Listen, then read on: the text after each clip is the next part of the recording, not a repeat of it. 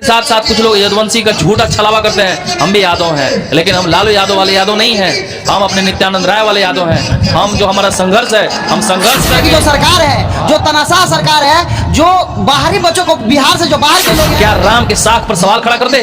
और जो सच्चा कृष्णवंशी है वो सदैव भारतीय जनता पार्टी के साथ उत्तर प्रदेश में नौकरी के नाम पर छलावा किया जा रहा है। और जब वो अपने अधिकार की लड़ाई सड़कों पर उतरकर लड़ने का काम करते हैं तो उन पर माननीय प्रधानमंत्री जी के नेतृत्व में यही युवाओं से संकल्प लेकर आज हजारों की संख्या मान लगा सकते हैं। एक मंदिर के निर्माण से वहां सैकड़ों नहीं करोड़ों लोगों को रोजगार का सृजन हो सकता है।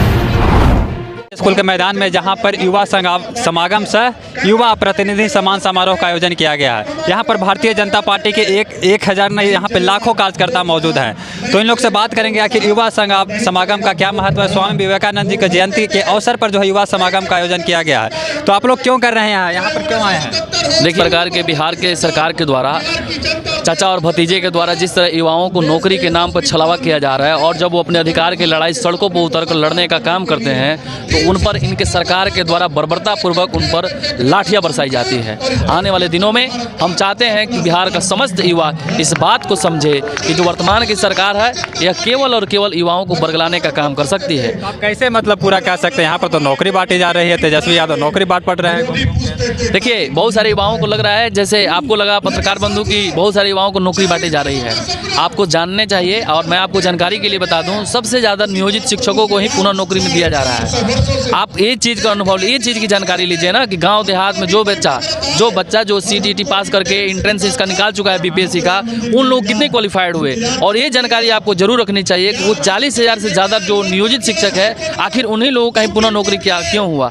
तो इसमें सबसे बड़ा प्रश्न चिन्ह ये खड़ा होता है कि इसमें नए लोगों को कितना नौकरी मिला हुआ है। अगर वर्तमान की सरकार नौकरी बांट रही है तो नए लोगों को कितनी नौकरी मिली हुई है? पुराने लोगों को ही तो नौकरी दी गई, तो नए लोग इसमें आए कहाँ से? इसलिए मैं आपसे कहता हूं कि वर्तमान की सरकार टोटल रूप से पूरे बिहार को बदनाम, बिहार के युवाओं को बर्बाद करने की साजिश रच रही है। यहाँ के युवा एक नौवीं फेल को अपना जननेता समझे, इस प्रकार के सभी चाचा और भतीजे का षड्यंत्र चल रहा है। और भारतीय जनता युवा मोर्चा बिहार ने एक संकल्प लिया है युवाओं के माध्यम से, आज स्वामी विवेकानंद जी के आदर्शों पर चलकर आने वाले 2024 में भी हम आदरणीय प्रधानमंत्री मोदी जी को दोबारा सत्ता पर बैठाने का काम करेंगे। और साथ ही 2025 में भी हम माननीय प्रधानमंत्री जी के नेतृत्व में यही युवाओं से संकल्प लेकर आज हजारों की संख्या में जो जनप्रतिनिधि सम्मानित हो रहे हैं और लाखों में जो युवा भारतीय जनता युवा मोर्चा के साथ साथ बिहार के 38 जिला से कोने कोने से आए हैं, उन्होंने संकल्प लिया है कि 2025 में हम इस चाचा और भतीजे की सरकार को उखाड़ फेंक कर भारतीय जनता पार्टी की सरकार बनाएंगे। ठीक है, आपकी पार्टी की सरकार ने युवा के लिए स्पेशलिस्ट क्या किया, इसके बारे में बताएंगे। देखिए, हमारा जब सरकार आएगा उस समय हमारी जो सरकार आएगी और वर्तमान की सरकार, आप भी जानते हैं बिहार में कभी भी भारतीय जनता पार्टी की सरकार नहीं रही है एकला। जब भी रही है वो किसी न किसी गठबंधन में हम शामिल रहे हैं। जो नीतीश कुमार को आप भी जानते हैं, गठबंधन के साथ रही है तो सरकार तो आप ही की ने कहा। हाँ, तो मैं वही बता रहा हूँ ना कि गठबंधन का मुखिया नीतीश कुमार रहे और उन्होंने कोई ऐसा कृत्य, जब भी हमारी सरकार रही 2005 से 2000 आप जानते हैं 14 तक जब हम लोग गवर्नमेंट में थे, उस समय बिहार का जो GDP था आज के अनुसार आज से सबसे अलग था। लेकिन वर्तमान की स्थिति आप देखिए, रोज हत्या की जा रही है, रोज लड़कियों के साथ बलात्कार किया जा रहा है, रोज आप कॉलेज जाइए, कॉलेज में लड़कियों के साथ छेड़खानी किया जा रहा है। आपको जानकारी के लिए मैं बता दूं, इसी बिहार में आप बिहार यूनिवर्सिटी में जाइए, साथ ही अन्य किसी भी यूनिवर्सिटी में जाइए, लड़कों का जो 3 साल का डिग्री वो 6 साल में कंप्लीटेड होता है। इसका दोषी आखिर कौन है? इसका दोषी केवल और केवल बिहार का सूबे का मुखिया है और साथ ही उसके उप मुख्यमंत्री तेजस्वी प्रसाद यादव।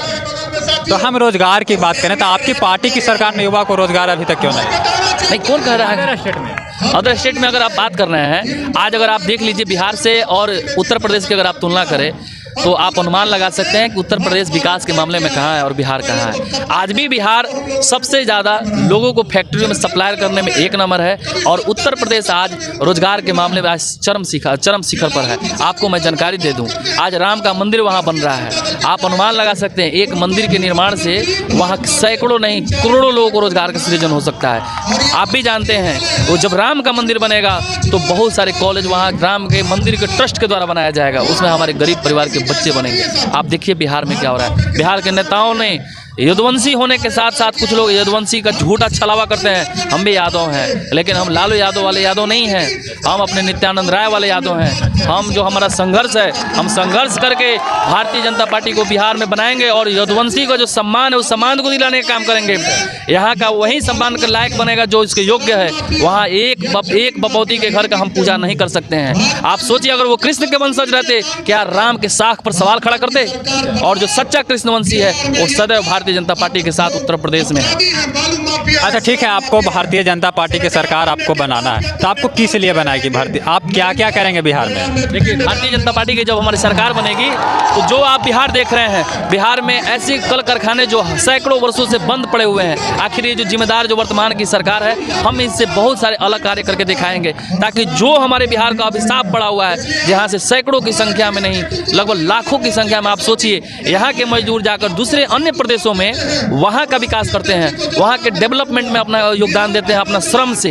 ये कितना दुर्भाग्य है इस बिहार के लिए। क्या इस बिहार में कल कारखाने आने चाहिए कि नहीं आने चाहिए? क्या इस बिहार में IT सेक्टर का होना जरूरी है कि नहीं जरूरी है? क्या इस बिहार में इंजीनियरिंग का ज़्यादा डेवलपमेंट होना चाहिए कि नहीं होना चाहिए? आज आप देख लीजिए, बिहार में स्पोर्ट्स मिनिस्ट्री कितना डाउन पे था।